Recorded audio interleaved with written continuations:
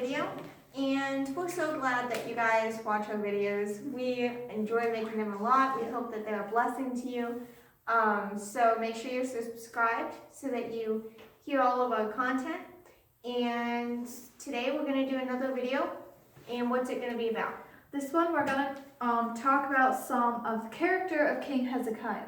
Now, a few months ago we did a Jonah video about his life and what God taught him throughout the book of Jonah. And so we're going to talk about what we've been learning about the example from Hezekiah. Yeah, and first we should probably talk a little bit about when King Hezekiah lived.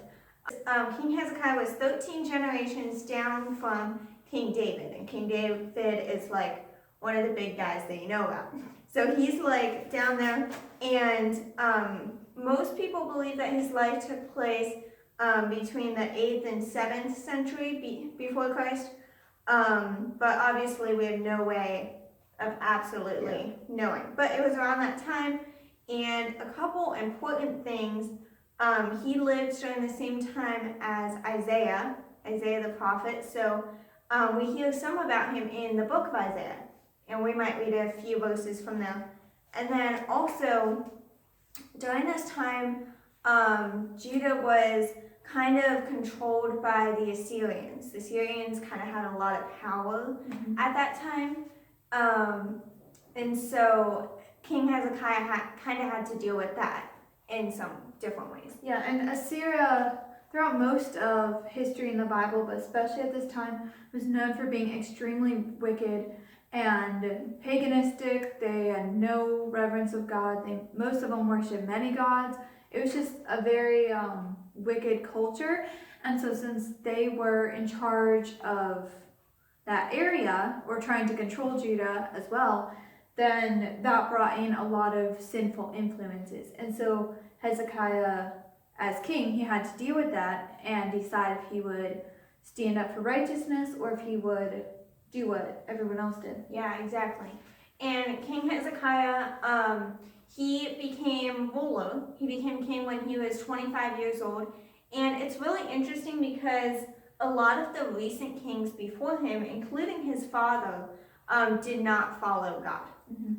So I'm not exactly sure, like, how did King Hezekiah become like a follower of God? Like, when did that happen? Yeah. Like, maybe his mother taught him. We don't really know, but so he kind of came at a time where everything was very wicked. And we are told that one of the first things he did when he became king was to repair the tabernacle and to take down the graven images and the idols. Yeah. That's one of the first things he did. Yeah, and since generations before him had started and continued this system of idolatry in the nation, even the people of Israel were also falling into idolatry and different wickedness in that way. And so when Hezekiah became king, he immediately became like, he knew this was wrong, and when he was king, he now had power to change it. And so he probably upset a lot of people, I would think. I don't think the Bible tells us, but if generations had been following this sinful pattern for like so long, and then he's just changing it and making it how God wants it to be, well, the people would probably still want to be, doing those sinful things. So Hezekiah, almost right away, like it's the first thing we hear about him, he took that stand of faith and he made that proclamation, like, we are going to follow God and we're going to obey him as best as we can. Yeah, exactly. And even like the Levites would be the priests. Normally that would be the tribe of the Levites. And in verse 3, it says, we're in 2 Chronicles chapter 29. And it says in verse 3, he in the first year of his reign, in the first month, opened the doors of the house of the Lord and repaired them. And he brought in the priests and the Levites and gathered them together into the east street, and said unto them, hear me, ye Levites, sanctify now yourselves, and sanctify the house of the Lord of your fathers. And like, the Levites maybe weren't even following God either. Like, usually The Levites were the people that should be holy, and they would be the interceders for the people that are kind of like the pastors, or they were the priests.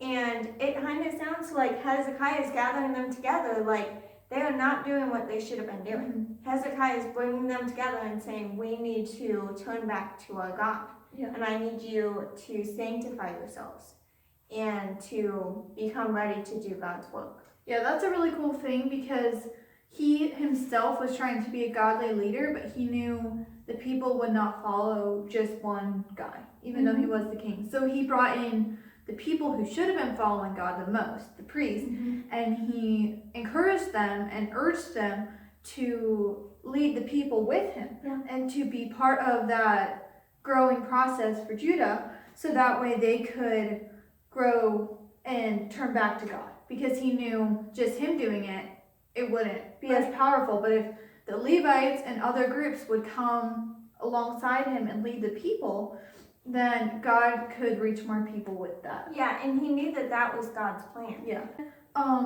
He continues to do different, he's trying to wipe out all idolatry. So that is a long process, and we see several verses that talk about him doing it. So it's like a continual thing, because it's been in the nations for so long. And like we said, Assyria was trying to invade Judah and Israel and try to gain more regions for the empire. And so in Isaiah 36, it says, "Now it came to pass in the 14th year of King Hezekiah that the king of Assyria came up against all the defense cities of Judah and took them." And so the king came and conquered the land, but then Hezekiah, like, he was still rightfully the king. And so he took this to God, and he said, this is our problem, they're invading us, they're a wicked nation. And so he was just bringing this to God and asking what they should do. I think one of the neat things that I see in like a lot of the stories that go along with King Hezekiah is he would constantly pray and turn back to God. He's always very humble and realizes that the situations they're in they cannot control, and that they need God to bring them through those different things. And that was something that was really special to me, is that Hezekiah was in charge, but he realized that ultimately God was in charge. Yeah. And he was definitely a prayer warrior, and he really interceded for the people. Even he was trying to bring them back to God, but when they messed up, he would recognize their sin and he would pray for them. Many times we see that. Yeah, and so in the same part, later in the part, they took the cities, kind of sieged them, so they couldn't go in or out. And then they were trying to, become the rulers and like take out the king and stuff. And so I think it's one of the king's advisors. And this guy comes to Hezekiah, and he's like basically telling him to surrender, or we're going to kill you all, that type of thing. And this is a beautiful example of how much Hezekiah prayed. And so it says, Isaiah 37:14 says, "And Hezekiah received the letter from the hand of the messengers," the letter that told him to surrender. "And he read it, and Hezekiah went up into the house of the Lord and spread it before the Lord." And then for several verses, it details his prayer of what he was asking God to do. So he took that problem, it says he read it, and then he immediately went to God's house, the temple, and he was just broken. He was begging God to preserve their nation. And so that was his first response. Like he didn't go to his counselors, he didn't try to figure out the problem, he didn't even surrender under the threat. He immediately took it to God and asked for mercy and asked for wisdom of what to do. Yeah, exactly. And I think that's something like that we do all the time. We get bad news, or we hear something happens. I think our first response most of the time is to get worried, or to talk to a friend about it, complain about it, cry, like something like that. But Hezekiah sets a very good example of showing us that he's bringing It says, this letter, he brings it up to the house of the Lord and spread it before the Lord. So he's basically taking all his concerns and he's just laying it out. He's just giving it over to God and asking him for guidance. I think we need to realize that when we have concerns and problems, we need to just give it over to God and recognize that he's in control. Yeah, and when I studied this, in the prayer, it goes on to say he wasn't exactly pleading to be delivered. He was mainly pleading for God to be glorified. And so I wrote, when I pray, do I primarily ask for deliverance or God glory? I need to pray for God to be glorified above all else. And so just like Jesus in the garden, like before he was crucified, we need to ask for God's glory to be shown, even above our comfort or deliverance. Because a lot of times it is God's will and God's best for us to go through certain things so that way he can make himself known.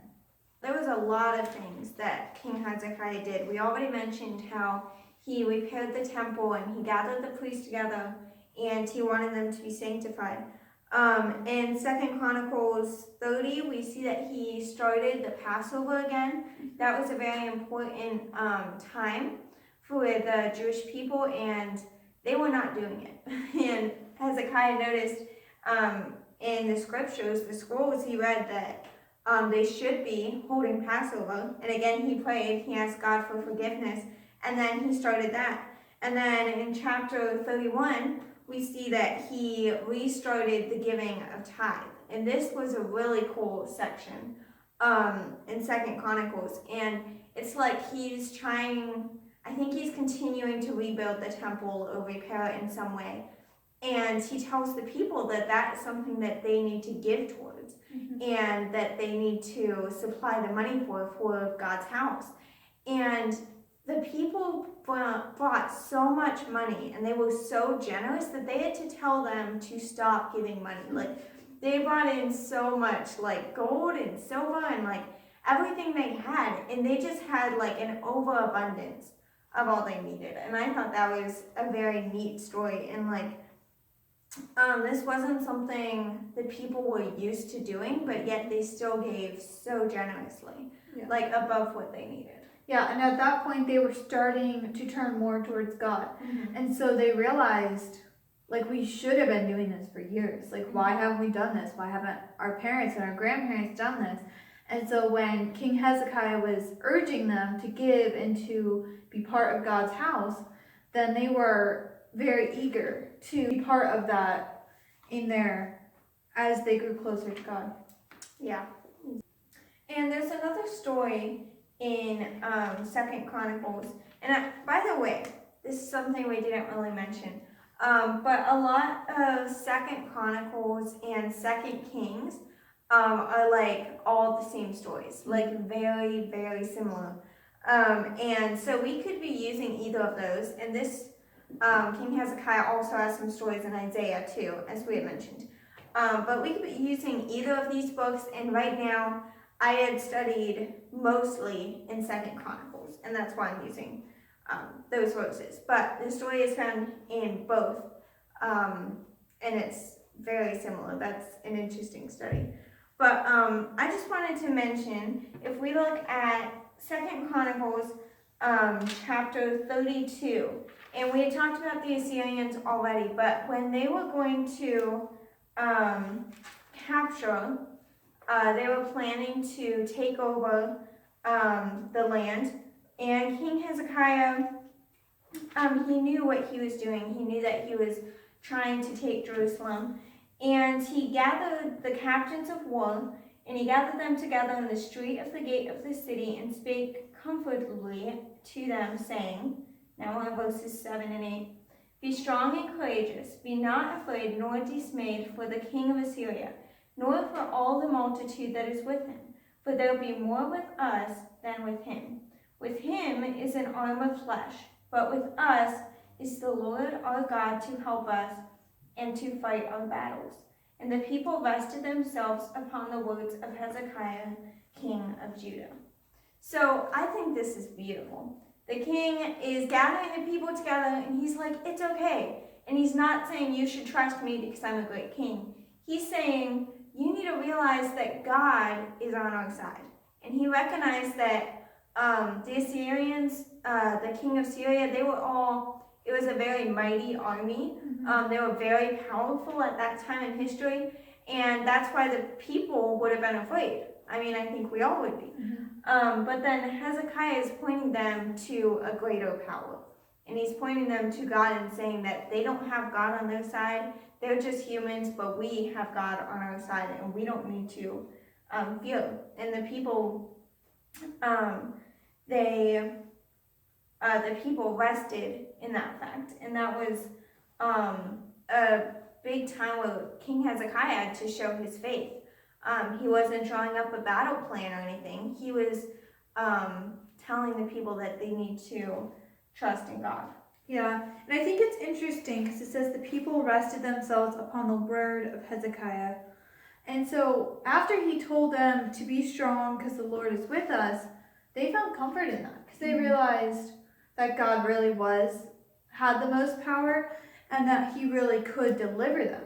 And so I think it's very important as an application to ourselves when we speak truth over a situation, when we speak God's word over our situations instead of just worrying about it, we can find comfort in that because it's truly the only thing that can fully deliver us from anything. Yeah, and if you look further in this chapter, we see that the king of Assyria, he's also sending a message to King Hezekiah's people, the Jewish people, and he's telling them, oh, don't trust in King Hezekiah because he doesn't know what he's talking about. But the people didn't really back down. They still trusted in God. And we see that King Hezekiah prayed like he always does in every situation. We see that he prayed and he asked God for deliverance and for help and for his will to be done. And then we see that God answered that prayer and he was glorified. And we see that he destroyed the Assyrian army.